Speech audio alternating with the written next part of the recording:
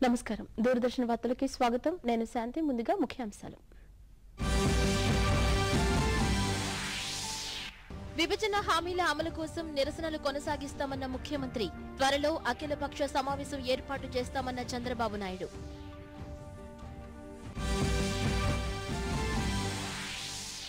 సామాన్యులకు ఉపయోగపడేలా సాంకేతిక పరిజ్ఞానం అభివృద్ధి చేయాలన్న ప్రధాని ప్రపంచ ఐటీ కాంగ్రెస్ ను వీడియో కాన్ఫరెన్స్ ద్వారా ప్రారంభించిన మోదీ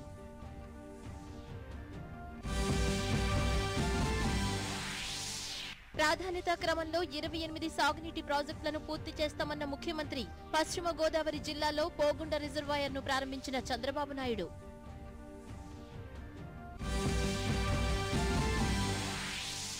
బ్యాంకులను మోసగించిన కేసులో రోటోమాక్ గ్లోబల్ పై సిబిఐ కేసు నమోదు విక్రమ్ కొఠారి సహా సంస్థ డైరెక్టర్ల నివాస ప్రాంతాలు కార్యాలయాల్లో సోదాలు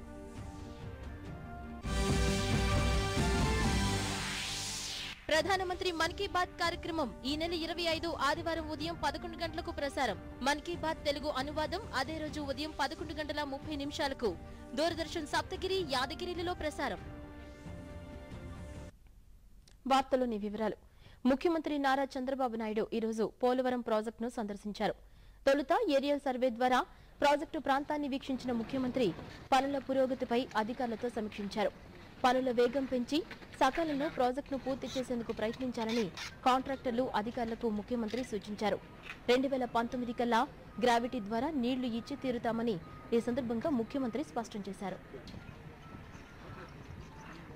అనంతరం చంద్రబాబు మీడియాతో మాట్లాడుతూ విభజన చట్టంలో పొందుపరిచిన హామీలన్నింటినీ అమలయ్యేలా కేంద్ర ప్రభుత్వంపై ఒత్తిడి తీసుకొస్తున్నట్లు తెలిపారు పోలవరం ప్రాజెక్టును పూర్తి చేసే బాధ్యత కేంద్ర ప్రభుత్వం తీసుకుందని త్వరితగతిన ఈ ప్రాజెక్టును పూర్తి చేసేందుకు చర్యలు తీసుకోవాల్సిందిగా కేంద్ర ప్రభుత్వాన్ని కోరినట్లు తెలిపారు అలాగే విభజన హామీల అమలు కోసం రాష్ట్రంలో పోరాడుతున్న వివిధ పార్టీలు ప్రజా సంఘాలతో ఒక సమావేశం ఏర్పాటు చేయనున్నట్లు ముఖ్యమంత్రి తెలిపారు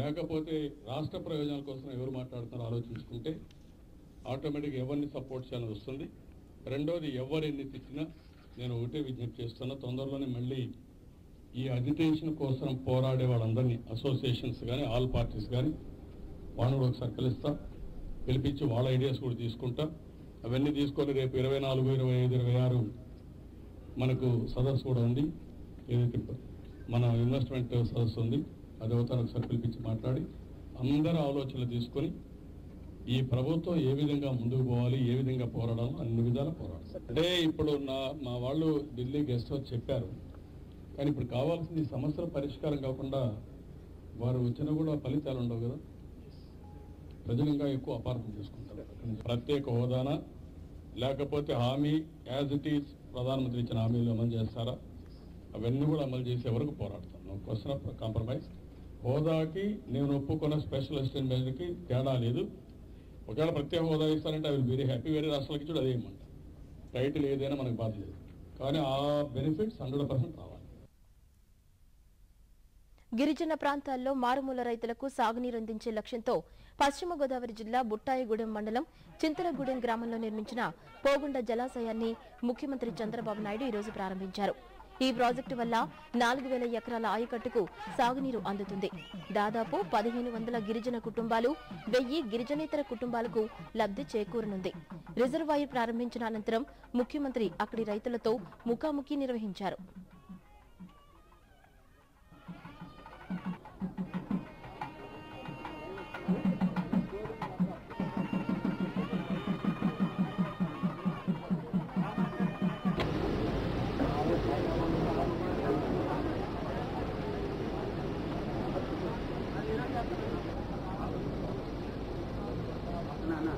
ఈ సందర్భంగా ముఖ్యమంత్రి మాట్లాడుతూ ప్రాధాన్యత క్రమంలో రాష్ట్రంలోని 28 ప్రాజెక్టులను పూర్తి చేయాలని లక్ష్యంగా నిర్ణయించుకున్నట్లు తెలిపారు ఇప్పటికే ముచ్చుమర్రి పురుషోత్తపట్నం ఎత్తిపోతల పథకాలు పూర్తి చేసుకున్నామన్నారు అడవిపల్లి రిజర్వాయర్ పనులు పూర్తి కావస్తున్నాయని చెప్పారు పోలవరం ప్రాజెక్టును 2019 నాటికి పూర్తి చేసి గ్రావిటీ ద్వారా నీరందిస్తామని ముఖ్యమంత్రి పునరుద్ఘాటించారు పట్టిసీమతో కృష్ణా గోదావరిని నదులను అనుసంధానం చేశామని ఆంధ్రప్రదేశ్ ను కరువు రహిత రాష్ట్రంగా తీర్చిదిద్దుతామని ఆయన పేర్కొన్నారు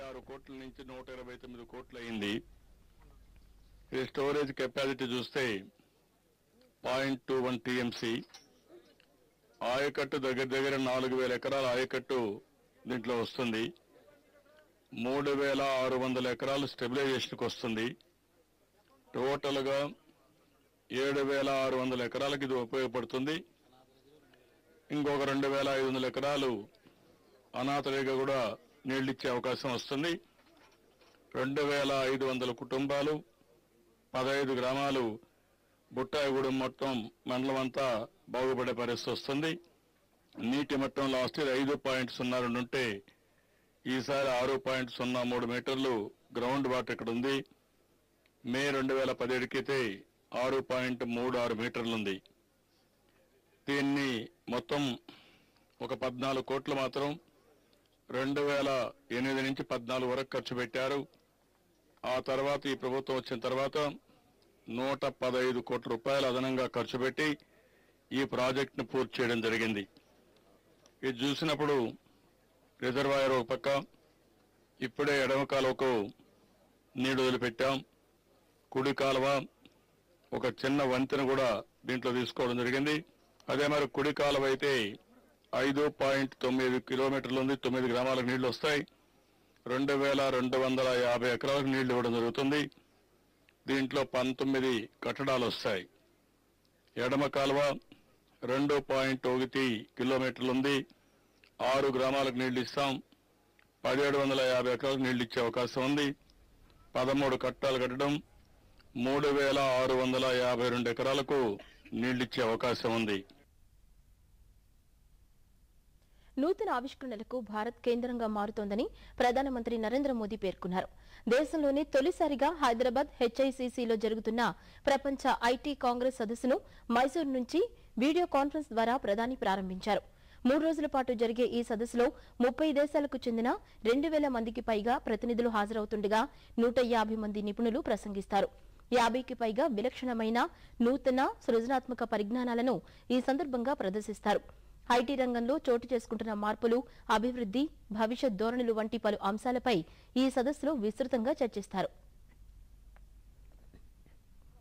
మారుతున్న కాలంలో సాంకేతిక పరిజ్ఞానం అత్యంత ప్రాధాన్యతను సంతరించుకుంటుందని మోదీ పేర్కొన్నారు. సామాన్యుడి ప్రయోజనాలను దృష్టిలో ఉంచుకుని సాంకేతిక అభివృద్ధికి కృషి చేయాలని ప్రధాని ఐటీ నిపుణులను కోరారు. భారత్లో ప్రపంచ ఐటీ కాంగ్రెస్ జరగడం ఇదే తొలిసారని, సదస్సును ప్రారంభించడం తనకెంతో సంతోషంగా ఉందన్నారు. డిజిటల్ ఇండియా దిశగా భారత్ పయనిస్తోందని, అయితే ఇది కేవలం ప్రభుత్వంతోనే సాధ్యమయ్యే పని కాదని, ప్రజల భాగస్వామ్యం కూడా అవసరమన్నారు. డిజిటల్ చెల్లింపుల్లో పురోగతి కనిపిస్తోందన్నారు. దేశంలో 60 మిలియన్ల మందిని డిజిటల్ అక్షరాస్యులుగా తీర్చిదిద్దేందుకు చర్యలు చేపట్టామన్నారు. దేశంలోని 1,00,000 గ్రామాలను ఆప్టికల్ ఫైబర్ ద్వారా అనుసంధానం చేశామన్నారు. 470 వ్యవసాయ మార్కెట్లను ఈ నామ్తో అనుసంధానించామని తెలిపారు. భవిష్యత్తులో సాంకేతిక రంగంలో పెట్టుబడులకు భారత్ సరైన ప్రదేశమని మోదీ అన్నారు. విభజన చట్టంలో పేర్కొన్న అంశాలతో పాటు అప్పటి ప్రధాని ఇచ్చిన హామీలు అమలు కాకపోవడం వల్లే ఆంధ్రప్రదేశ్కు న్యాయం చేయాలని పోరాడుతున్నామని ముఖ్యమంత్రి చంద్రబాబు నాయుడు పేర్కొన్నారు. ఈ ఉదయం నీరు, ప్రగతి, వ్యవసాయ రంగ పురోగతిపై అధికారులతో టెలికాన్ఫరెన్స్ నిర్వహించిన ముఖ్యమంత్రి విభజన హామీలను కేంద్రం నెరవేర్చాలంటూ జరుగుతున్న పోరాట అంశాన్ని ప్రస్తావించారు. విభజన హామీల అమలు కోసం పార్లమెంటులో ఎంపీలు పోరాటం చేస్తున్నారని, ఈ స్ఫూర్తి అలాగే కొనసాగాలని స్పష్టం చేశారు. రాష్ట్ర ప్రయోజనాలే లక్ష్యంగా ముందుకు సాగాలన్నారు. ప్రజా ప్రతినిధుల పోరాటం, అధికార యంత్రాంగం కృషి రాష్ట్ర ప్రయోజనాలను కాపాడుకోవడం కోసమేనని తెలిపారు. కష్టపడే సామర్థ్యమే మనకు శ్రీరామ రక్ష అని పేర్కొన్నారు. ప్రతి ఒక్కరూ పూర్తి సామర్థ్యంతో పనిచేసి అనుకున్న లక్ష్యాలను చేరుకోవాలన్నారు.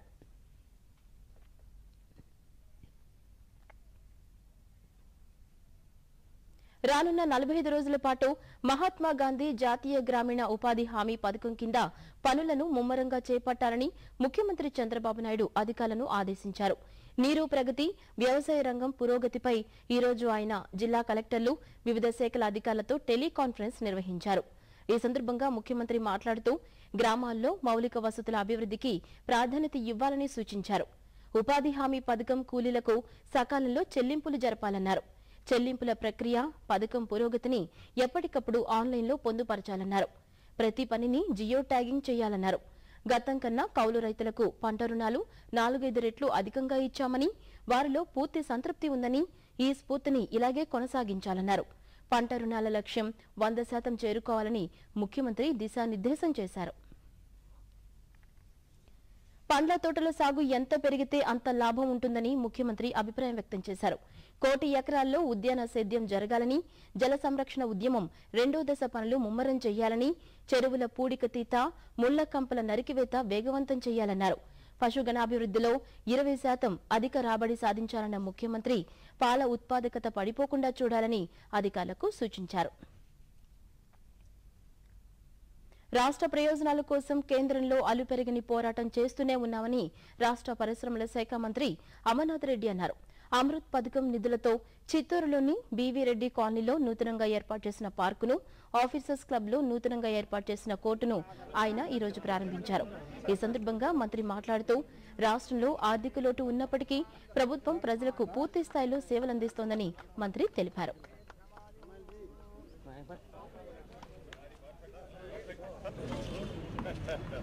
ఇంటర్నేషనల్ స్టాండర్డ్స్ లో సింథటిక్ కోర్టును మనం ఇక్కడ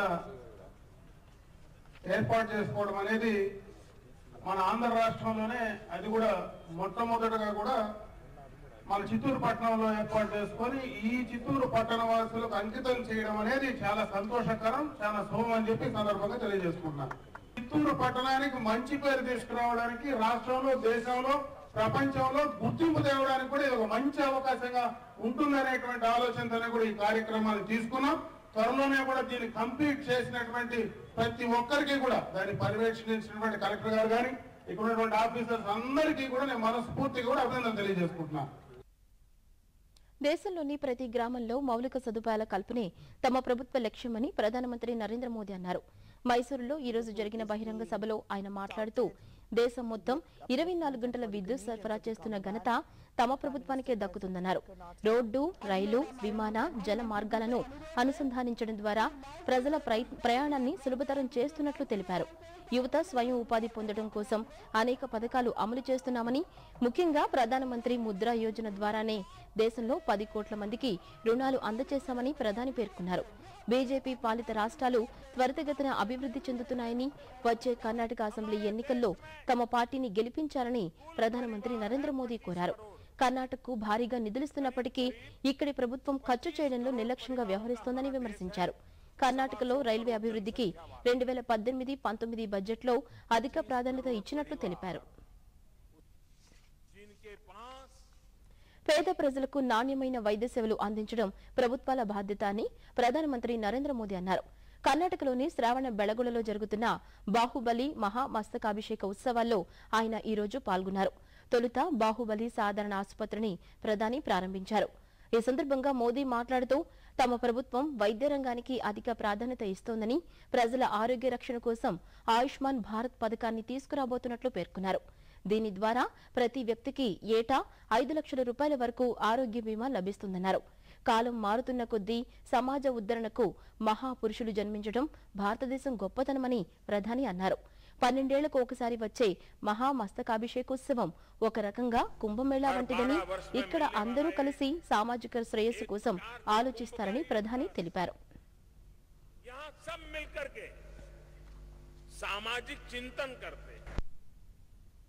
నిరంతర శ్రమ, క్రమశిక్షణతోనే ఎవరైనా జీవితంలో అత్యున్నత స్థాయికి చేరుకోగలరని ఉపరాష్ట్రపతి వెంకయ్యనాయుడు అన్నారు. ముంబైలోని Podar college of commerce and economic platinum jubilee వేడుకల్లో విద్యార్థులను ఉద్దేశించి ప్రసంగిస్తూ ఈ విషయాన్ని ఎందరో ప్రముఖులు ఇప్పటికే రుజువు చేశారని ఉపరాష్ట్రపతి అన్నారు. విద్యా వ్యవస్థను మరింత బలోపేతం చేసేలా విద్యార్థులకు నైతిక విలువలతో కూడిన విద్యా బోధన జరగాలన్నారు. ఎన్నో వందల ఏళ్ల క్రితమే మనకు మెరుగైన సమాజ వ్యవస్థ ఉందని అన్నారు. మన సంప్రదాయంలో మహిళలకు అత్యంత గౌరవస్థానం ఉందని, ప్రస్తుతం వారు పురుషులతో సమానంగా విద్య, ఉపాధి, వ్యాపార రంగాల్లో అవకాశాలను అందిపుచ్చుకుంటున్నారని ఆయన పేర్కొన్నారు. రాజకీయ రంగంలోనూ మహిళలు రాణిస్తున్నారని వెంకయ్య చెప్పారు.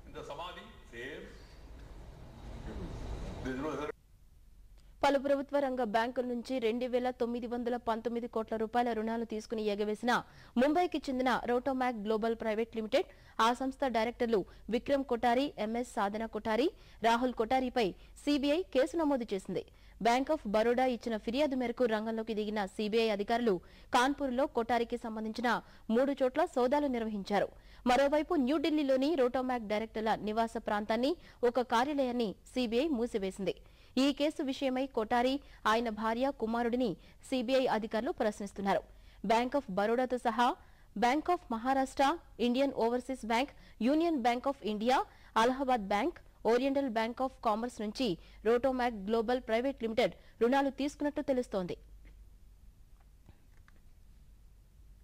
భారీ కుంభకోణం వెలుగు చూసిన పంజాబ్ నేషనల్ బ్యాంకుకు సీబీఐ షాక్ ఇచ్చింది. వేల కోట్ల రూపాయల స్కామ్లో సీబీఐ విచారణ నేపథ్యంలో మరో కీలక పరిణామం చోటు చేసుకుంది. మోసపూరిత లావాదేవీలు చోటు చేసుకున్న ముంబై బ్రాడీ హౌస్ శాఖను సీబీఐ సీజ్ చేసింది. తదుపరి ఆదేశాలు జారీ చేసే వరకు అధికారులకు కార్యాలయంలోకి ప్రవేశం లేదని స్పష్టం చేసింది.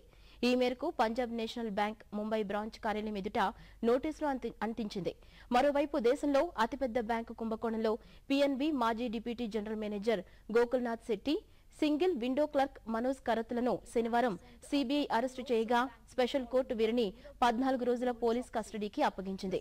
ఈ విచారణలో నిందితులు భారీ కమిషన్లకు ఆశపడి బ్యాంకుకు సంబంధించిన కీలక పాస్వర్డ్లను నీరవ్ మోదీ బృందానికి చేరవేసినట్టు అంగీకరించారు.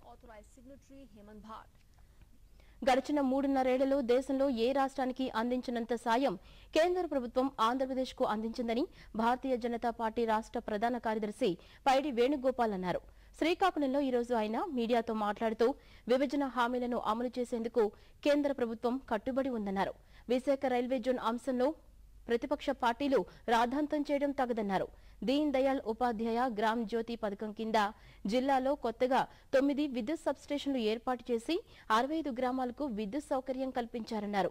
ముద్రా యోజన కింద జిల్లాలో 4,000 మందికి 30 కోట్ల రూపాయల బ్యాంకు రుణాలు అందినట్లు పైడి వేణుగోపాల్ తెలిపారు. సంబంధించి 4,000 కోట్లు నిధులు కేటాయించారు.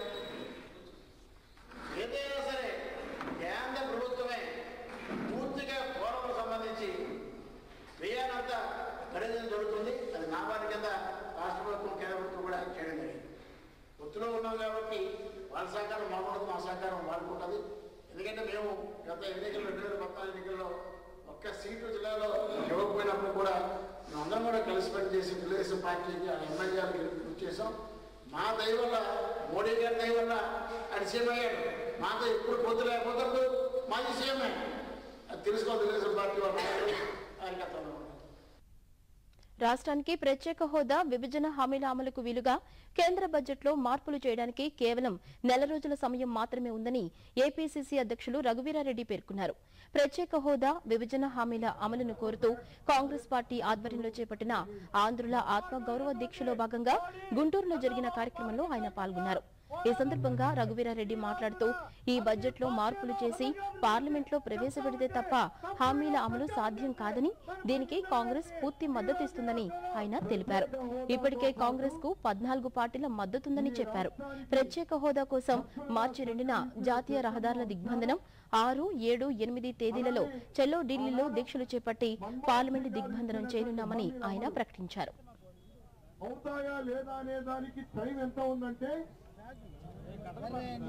ఏప్రిల్ 5వ తేదీ వరకు మాత్రమే ఉంది. కాంగ్రెస్ పార్టీ డిమాండ్ ఏమంటే, మీరు ఈ 5వ బడ్జెట్ లో కూడా ద్రోహం చేసినారు. 2019లో యూపీఏ ప్రభుత్వం వస్తూనే, రాహుల్ గాంధీ గారు ప్రధాని అవుతూనే మొదటి ఫైలు మీద సంతకం పెట్టేది ప్రత్యేక హోదా అమలు. కేంద్రం నుంచి విభజన హామీలను సాధించడంలో గత 4 సంవత్సరాలుగా తెలుగుదేశం ప్రభుత్వం విఫలమైందని వైఎస్ఆర్సీపీ నాయకుడు బొత్స సత్యనారాయణ విమర్శించారు. విశాఖలో ఈ రోజు ఆయన మీడియాతో మాట్లాడుతూ రానున్న ఎన్నికలను దృష్టిలో పెట్టుకునే ఆ పార్టీ నిరసన పోరాటాలు చేస్తోందన్నారు. ప్రజల ప్రయోజనాలు లక్ష్య పెట్టకుండా కేంద్ర రాష్ట్ర ప్రభుత్వాలు వ్యవహరిస్తున్నాయని ఆరోపించారు. తెలుగుదేశం పార్టీకి చిత్తశుద్ది ఉంటే కేంద్ర మంత్రి పదవులకు, ఎంపీ పదవులకు రాజీనామాలు చేసి పోరాడాలని ఆయన డిమాండ్ చేశారు. అంటే ఆయన 15 రోజులు పట్టింది బడ్జెట్ మీద ప్రజల ముందుకు మీడియాతో వచ్చి ఆయన ప్రత్యక్షంగా మాట్లాడడానికి 15 దినాలు పట్టింది. 4 దఫాలుగా చూసాం. 4 బడ్జెట్లో వాళ్ళేం కేటాయింపులు లేవు కాబట్టి ఇంక పోరాటమే తప్పదు అని అడుగుతున్నారు. 4 బడ్జెట్లు అయిన తర్వాత మా రాష్ట్రానికి అన్యాయం జరుగుతుంది, బడ్జెట్లో కేటాయింపులు లేవు, లేదు భారతీయ జనతా పార్టీ మిత్రపక్షంలో ఉన్నప్పటికీ కూడా రాష్ట్రానికి అన్యాయం జరుగుతుందని ఏ ఒక్కరోజు చెప్పుకుంటే నిన్న మాట్లాడిన దానికి అర్థం ఉంటుంది. రాష్ట్ర విభజన జరిగిన తర్వాత చట్టంలో పెట్టిన అంశాలను ఏ ఒక్కటిని కూడా నెరవేర్చకుండా ఇంతవరకు కూడా కార్యాపన చేసుకుని వచ్చారు. ఈ రాష్ట్రానికి ప్రత్యేకమైన ఒక్కటే సైన్యం, అది ఒక్కటే ఈ రాష్ట్రానికి వచ్చి సంజీవిని, ఈ రాష్ట్ర అభివృద్ధిలో అది భాగమని చెప్పాం. ప్రధానమంత్రి నరేంద్ర మోదీ తన మనసులోని భావాలను ఆకాశవాణి ద్వారా దేశ ప్రజలతో పంచుకునే మన్ కీ బాత్ మనసులోని మాట 41వ సంచిక ఈ నెల 25వ తేదీ ఆదివారం ఉదయం 11 గంటలకు ప్రసారమవుతుంది. ఈ కార్యక్రమానికి తమ సూచనలు, సలహాలు, అభిప్రాయాలను తెలియజేయాలనుకునేవారు www.mygov.in వెబ్సైట్ ద్వారా పంపవచ్చు. అలాగే నరేంద్ర మోదీ యాప్ ద్వారా కూడా పంపవచ్చు. తమ స్వర సందేశాలు పంపాలనుకునేవారు హిందీ లేదా ఇంగ్లీష్ భాషలో 1800117800 అనే టోల్ ఫ్రీ నంబర్కు ఎల్లుండి సాయంత్రం వరకు పంపవచ్చు. అలాగే 1922 అనే నెంబర్కు మిస్డ్ కాల్ ఇవ్వడం ద్వారా తిరిగి మన మొబైల్కు వచ్చే సంక్షిప్త సందేశంలోని లింక్ ద్వారా కూడా పంపవచ్చు. ఆకాశవాణి సమన్వయంతో దూరదర్శన్ ఛానళ్లు ప్రధానమంత్రి మన్ కీ బాత్ కార్యక్రమాన్ని ప్రసారం చేస్తాయి. ఈ కార్యక్రమం తెలుగు అనువాదం అదే రోజు ఉదయం 11:30 గంటలకు దూరదర్శన్ సప్తగిరి, యాదగిరి ఛానల్లో ప్రసారమవుతుంది. ఈ తెలుగు అనువాదం రాత్రి 8 గంటలకు పునః ప్రసారమవుతుంది.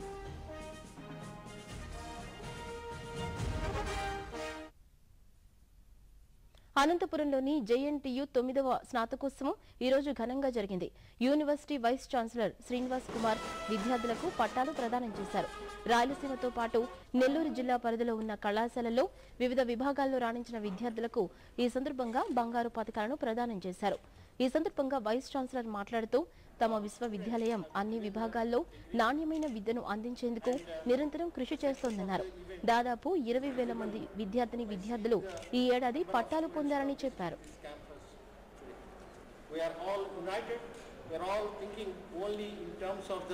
vertical development of this particular university, and we assure the society that we will be interested in the development of the university not only in these respects but also in providing the quality service in terms of the skill development to the unorganized sector. Rayalaseema area is బెంగళూరులోని Indian institute of science retired deputy director Sridharan కు గౌరవ doctorate ను ప్రదానం చేశారు.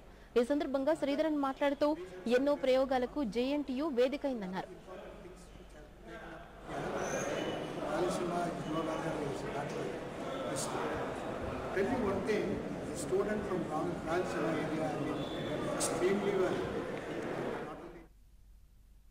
Police శాఖలో త్వరలో 6,000 constable పోస్టులు భర్తీ చేస్తామని హోంమంత్రి నిమ్మగడ్డ చినరాజప్ప చెప్పారు. ఆదివారం అనంతపురంలో 4వ పట్టణ పోలీస్ స్టేషన్ ను ఆయన ప్రారంభించారు. ఈ సందర్భంగా చినరాజప్ప మాట్లాడుతూ రాష్ట్ర విభజన నేపథ్యంలో 15,000 మంది పోలీస్ కానిస్టేబుళ్ల కొరత ఉందని తెలిపారు. ప్రస్తుతం 6,000 మంది పోలీస్ శిక్షణలో ఉన్నారని, త్వరలో మరో 6,000 పోస్టులు భర్తీ చేయనున్నామని చెప్పారు. వీటికి సంబంధించిన ప్రతిపాదనలు ముఖ్యమంత్రికి పంపామని, సీఎం ఆమోదించగానే నోటిఫికేషన్ విడుదల చేస్తామని ఆయన వెల్లడించారు. పోలీస్ శాఖలో పదోన్నతుల సమస్యను త్వరలోనే పరిష్కరిస్తామని చినరాజప్ప చెప్పారు. అలాగే మనకి ఇన్ఫ్రా చేసి పోయినాయి, కార్లు పోయినాయి, అన్ని కూడా పోయినాయి. మనం వచ్చిన తర్వాత అన్ని ఏర్పాటు చేసుకోవడం కదా 6,000 మంది రిక్రూట్మెంట్ పోలీసు ట్రైనింగ్ అవుతుంది. 2 నెలల్లో ఆ పోలీసు అంతా కూడా ఉద్యోగాల్లో నియామకం జరుగుతుంది. 2 నెలల తర్వాత మనం వస్తుంది. అది అయిన తర్వాత ఇంకో 6,000 కూడా 5,000, 6,000 మళ్ళీ ముఖ్యమంత్రి గారు ఇవ్వాలి. ఎందుకంటే మనకు 15,000 మైనస్లు ఉన్నాం. 6,000 ఇచ్చాం. 6,000 కూడా ట్రైనింగ్ అయిపోయింది. ఈ బ్యాచ్ అయిపోయిన తర్వాత నెక్స్ట్ బ్యాచ్ కూడా మనం మళ్ళీ నోటిఫికేషన్ ఇచ్చుకుని ముఖ్యమంత్రి గారు ఎప్పుడైతే డెసిషన్ చేస్తారో ఈ బ్యాచ్ అయిపోయిన తర్వాత ఇమీడియట్ గా మనం ఆ బ్యాచ్ కూడా వెళ్తాం. ఇలా పోలీసుకి ఇబ్బంది లేకుండా విజిబుల్ పోలీస్ తక్కువ మంది తోటి బాగా పోలీసింగ్ చేయాలి అని చెప్పడం జరిగింది. పోలీసులు నిజంగా చెప్పాలంటే 3.5 సంవత్సరాలు పోలీసు ఇబ్బంది పడ్డారు. ఎందుకంటే ఫుల్ డ్యూటీ చేస్తున్నాం, ఫుల్ టైం చేస్తున్నారు పోలీసు అందరూ కూడా. వాళ్ళందరినీ అభినందిస్తున్నాను. వాళ్ళకి మనకి ఈ 2 నెలలు వచ్చిన తర్వాత కూడా వీక్లీ ఆఫ్ కూడా 1 డే ఇవ్వడానికి కూడా మేము అంగీకరించాం. ఇప్పుడు అడ్జస్ట్మెంట్ చేసుకోమన్నా టైం సరిపోక మెన్ సరిపోక చేసుకోవట్లేదు. వాళ్ళంతా కూడా వచ్చిన తర్వాత వీక్లీ 1 డే సెలవు కూడా ఇవ్వటం చేస్తాం. ఎస్ఐ లెవెల్ 2 సంవత్సరాలు 3 సంవత్సరాలు చేస్తున్నాం. కానిస్టేబుల్ ఒక 5 సంవత్సరాల దాకా ఉంటున్నారు.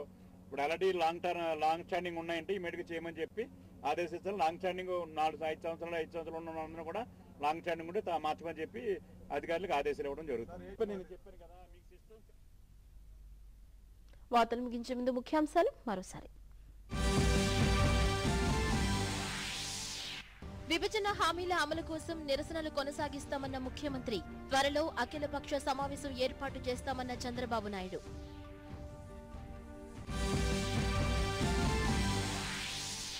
సామాన్యులకు ఉపయోగపడేలా సాంకేతిక పరిజ్ఞానం అభివృద్ధి చేయాలన్న ప్రధాని. ప్రపంచ ఐటీ కాంగ్రెస్ ను వీడియో కాన్ఫరెన్స్ ద్వారా ప్రారంభించిన మోదీ.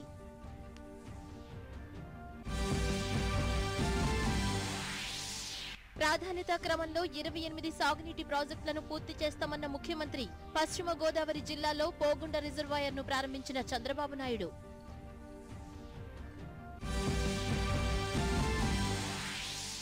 బ్యాంకులను మోసగించిన కేసులో రోటోమాక్ గ్లోబల్ పై సిబిఐ కేసు నమోదు.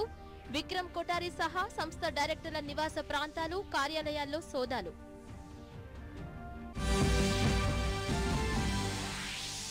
ప్రధానమంత్రి మన్ కీ బాత్ కార్యక్రమం ఈ నెల 25 ఆదివారం ఉదయం 11 గంటలకు ప్రసారం. మన్ కీ బాత్ తెలుగు అనువాదం అదే రోజు ఉదయం 11 గంటల 30 నిమిషాలకు దూరదర్శన్ సప్తగిరి, యాదగిరిలో ప్రసారం.